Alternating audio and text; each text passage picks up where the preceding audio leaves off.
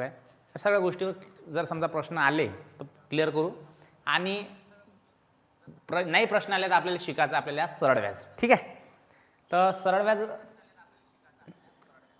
ठीक आहे. चला पहा, या व्हिडिओमध्ये आपण कव्हर करणार आहे सरळ व्याज हे चॅप्टर.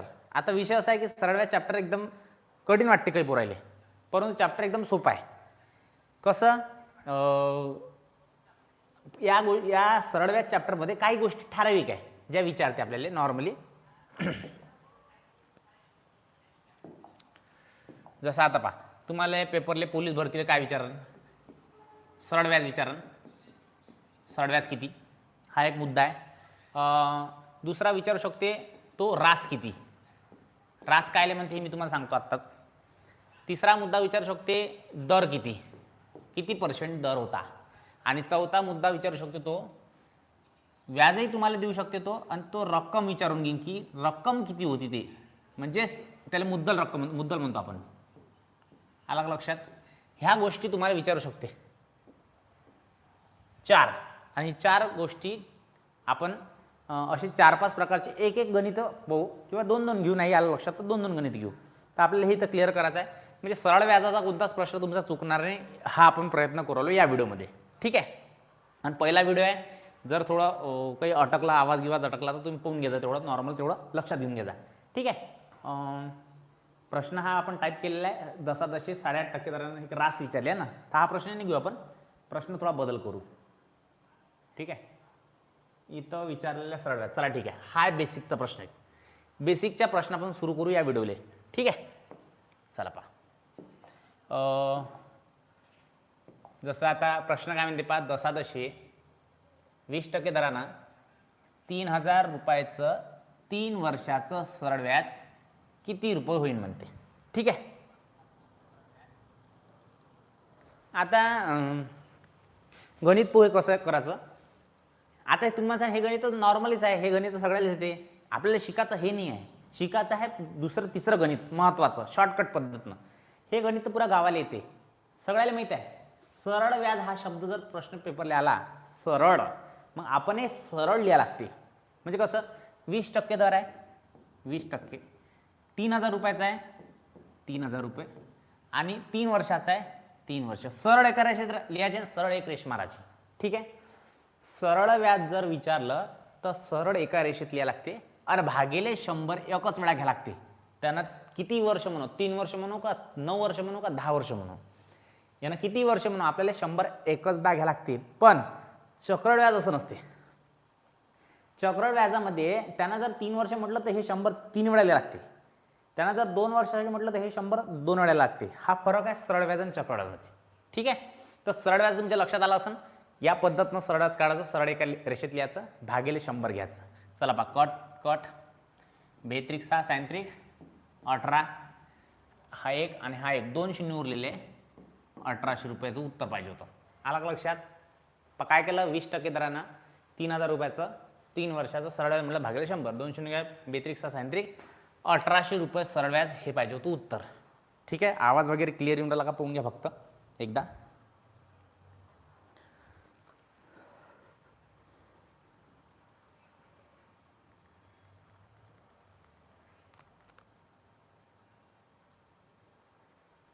ठीक आहे, आवाज क्लिअर दिसू राहिला. ठीक,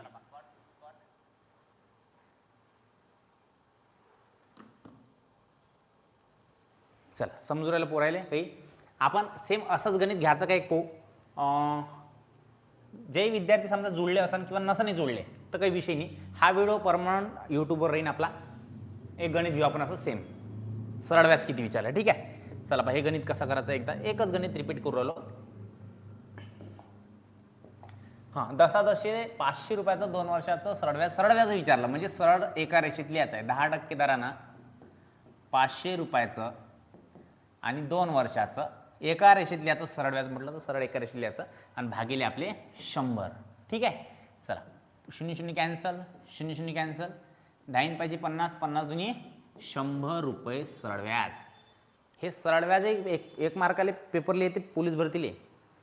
काही जण सरळ व्याज काय म्हणते, हा 10.8% दरानं 4,000 रुपयाची 5 वर्षाची रास किती होईल म्हणते.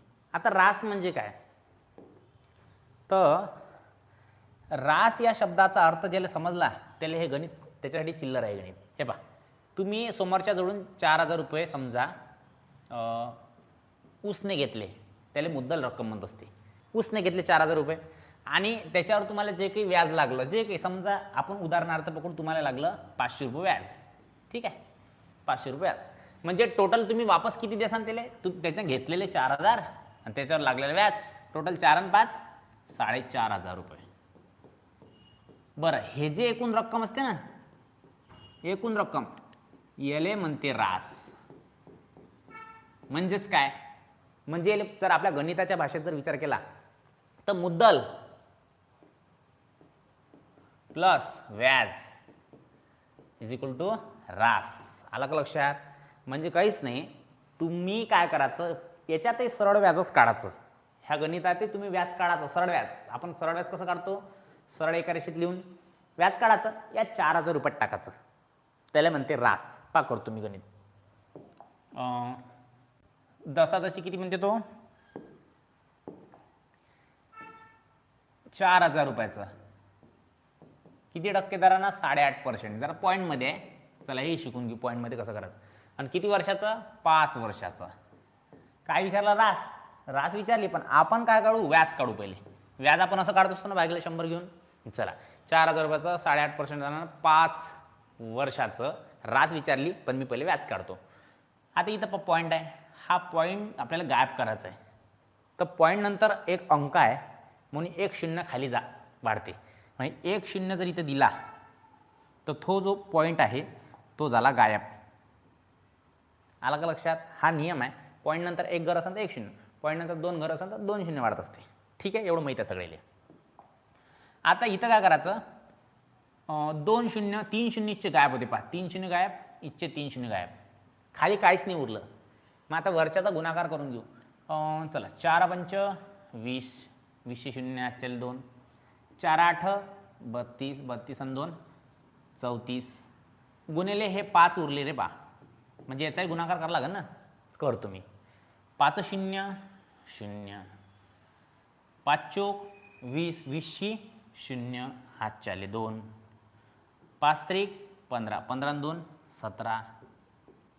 बरं, व्याज आलेलं आहे. हे का वय व्याज वय, हे उत्तर नाही, गडबड करायची नाही. हे वय व्याज, कारण तू व्याज काढला ना, सरळ एका रेषेत लिहून भागीला 100 घेतलं होतं, व्याजच निघाल ना. पण आपल्याला काय विचारलं रे बा, रास विचारली होती.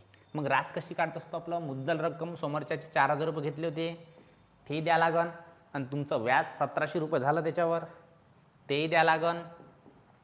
म्हणजे टोटल किती रुपये द्या लागन पहा बरं. 0 0 7 7, 4 आणि 1 5, म्हणजे 5700 रुपये रास. हे वय तुमची रास.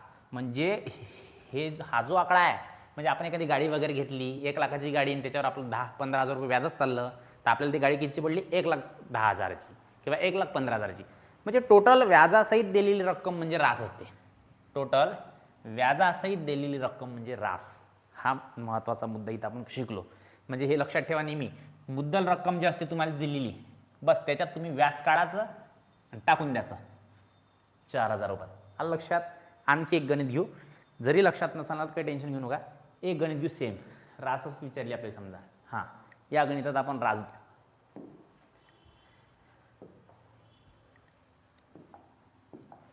ठीक आहे. 10% दरानं 10,000 रुपयाची 3 वर्षाची रास विचारलेली आहे. ठीक आहे. रास जरी विचारली, आपण व्याज काढू पहिले. व्याज कसं काढत असतो, 10% दरानं 10,000 रुपयाचं 3 वर्षाचं सरळ व्याज, आपण असं सरळ व्याज काढत असतो, भागिले 100 घेऊन व्याज काढून घ्यायचं पहिले. चला 2 शून्य 2 शून्य गायब, 10 10 100, हे 100 आहे का इथं, 1000 झाले, 1000 त्रिक 3000. आलं लक्षात. काय केलं, हे बघा 2 शून्यचे गायब झाले, इथे 100 उरले होते ना, 100 दाय 1000 आणि 1000 गुणिले 3, 3000 रुपये व्याजच लागलं. किती रुपयावर, 10,000 रुपयावर. मग 10,000 रुपये वापस द्या लागन समोरच्याचे, त्याच्यावर लागलेले 3000 वापस द्या लागन. म्हणजे टोटल तुम्हाला 13,000 रुपये द्या लागन, याला म्हणते रास. आला का लक्षात?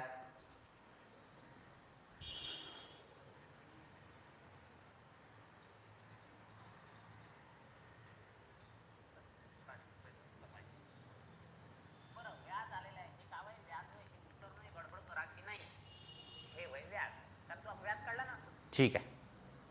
आता रास कशी काढायची हे तुम्ही शिकले या गणितात, आणि आज आपण सरळ व्याज कसं काढायचं हे पण शिकलो. आणखी काहीतरी शिकायचं आपल्याला नवीन. चला पहा,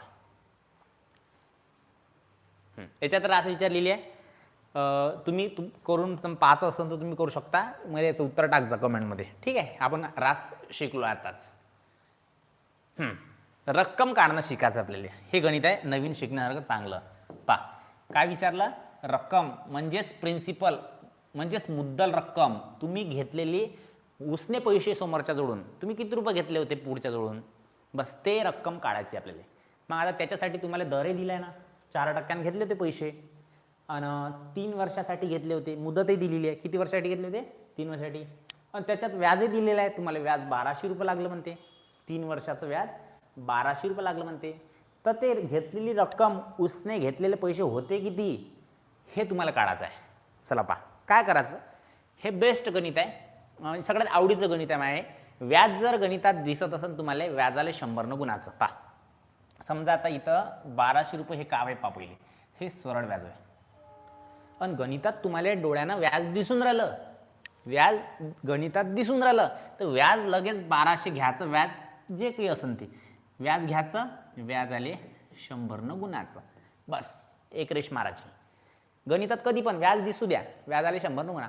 उरलेलं मॅटर छेदात घ्यायचं. छेदात काय घ्यायचं? खाली उरलेलं मॅटर. गणितात काय काय उरलं? गणितात 4 हा आकडा उरलेला आहे, तो घ्यायचा खाली गुणिला. गणितात 3 वर्ष उरलेले आहे, 3 हा आकडा तोही घ्यायचा खाली.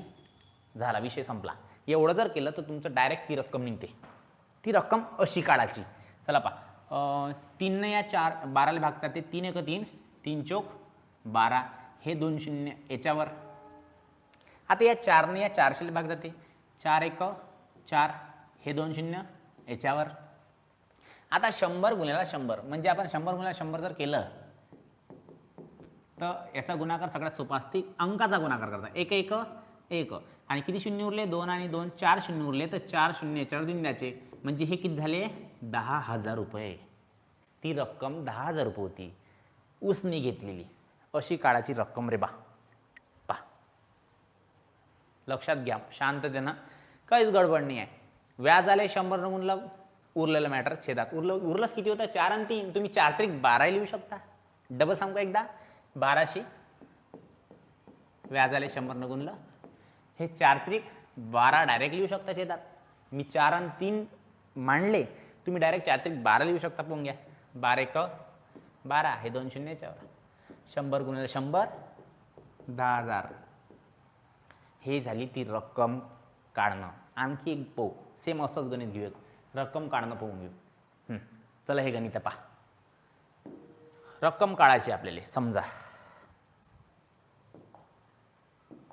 ठीक आहे, तर 10.8% दरानं 2 वर्षाचं सरळ व्याज 960 रुपये येते म्हणते. तर ती रक्कम कोणती?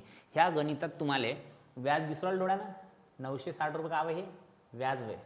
मला जर व्याज डोळ्यानं दिसून राहिलं तर मी काय करतो, 960 व्याज वय ना, तर व्याज आले लगेच 100 न गुणतो. उरलेलं मॅटर छेदात. उरलं काय मॅटर? उरले 8 आणि 2. 8 दोन्ही 16 घेऊ शकता, घेऊन घ्या. 8 आणि 2, 8 दोन्ही 16 घेऊ शकता, किंवा 8 गुणिला 2 घेतलं तरी सारखंच, लहान लेकरासारखं. चला 16 1 16, 16 सकम 96, हा शून्य याच्यावर. 60 गुणिला 100 किती होईल? 6 1 6, 1 2 3 शून्य उरले, म्हणजे हे होईल 6,000 रुपये ती रक्कम. आला कर लक्षात? हे महत्त्वाचा मुद्दा हा शिकायचा होता आपल्याला. पहा तुम्हाला फक्त पोलीस भरतीच्या हिशोबानं एक गोष्ट सांगू मी. पोलीस भरतीले येते काय मॅटर काय आहेत पहा. ती रक्कम काढायला लावते, व्याज काढायला लावते, व्याज काढणं शिकलो आपण आताच. रास काढायला लावते. आता फक्त दर काढायला लावण, बस. तो दर जर काढणं शिकलो आपण, झालं तुमचं सरळ व्याज पोलीस भरतीचा 1 मार्क कव्हर झालेलं तुमचं. एक किंवा दोनही प्रश्न येऊ शकते, कधी कधी पेपरला दोनही येऊन जाते. ठीक आहे, आता आपण शिकू दर कसा काढायचा.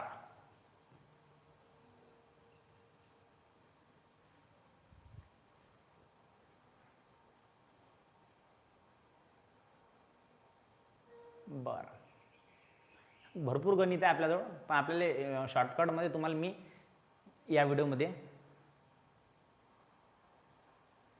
दर काढणं शिकून राहिलो.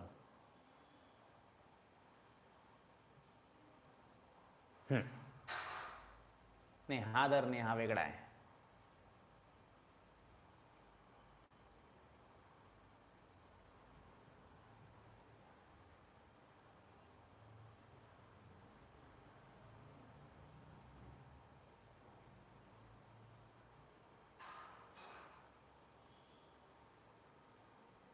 चला पा, हे गणित आहे एक. एका रकमेचे सरळ व्याज मूळ रकमेच्या 409 पट आहे.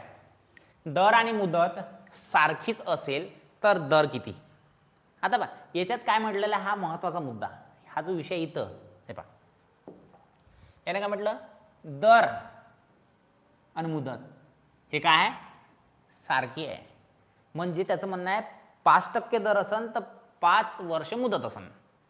त्याचं म्हणणं आहे 10% दर असन तर 10 वर्ष मुदत असन.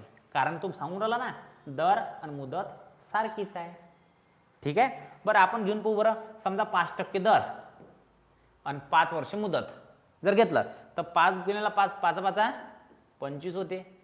म्हणजे वर्गसंख्या बनते. महत्वाचं गणित आहे.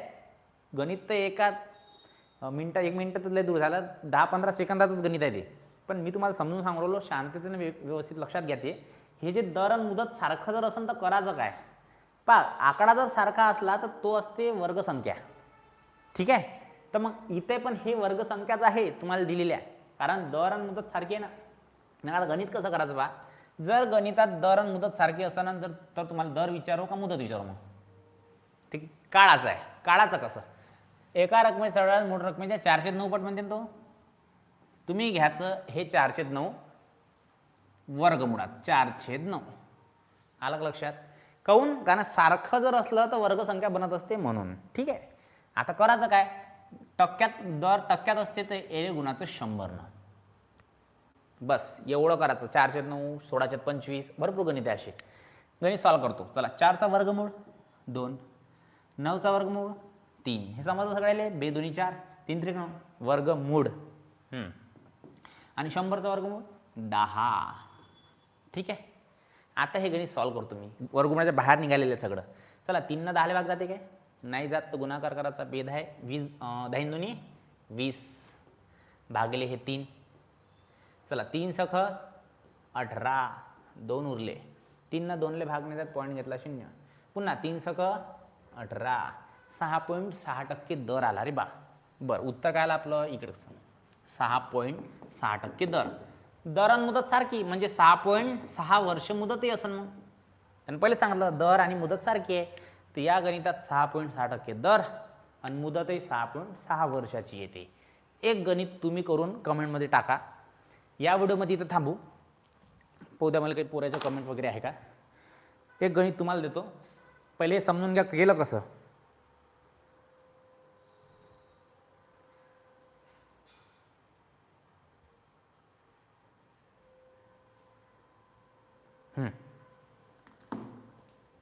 याच्यानंतरचं गणित तुम्हाला करायचं. समजा हे गणित 1/4 पट, हे गणित तुम्ही कमेंटमध्ये करा. म्हणजे मला समजा की कोणत्या व्यक्तीनं आपला व्हिडिओ पूर्ण पाहिला.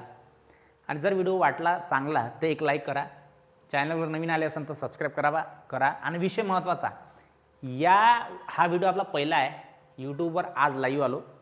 आता शक्यतो रोजच लाईव्ह याचा प्रयत्न करेन, कारण की आपला जो PPT बनलेलीच राहते. आणि शक्यतो तुम्हाला फ्रीमध्ये शिकवायचं आहे आपल्याला गणितं. गणितामध्ये कसं आहे, एक गणित शिकवल्यापेक्षा मला असं वाटते एखादं चॅप्टर थोडं क्लिअर केलं 10-15 मिनिटात तर पुरायचा जास्त अभ्यास होईल, चांगल्या प्रकारे अभ्यास होईल. ठीक आहे, चला या व्हिडिओमध्ये थांबू. भेटू पुढच्या व्हिडिओमध्ये. तोपर्यंत मित्रांनो, धन्यवाद.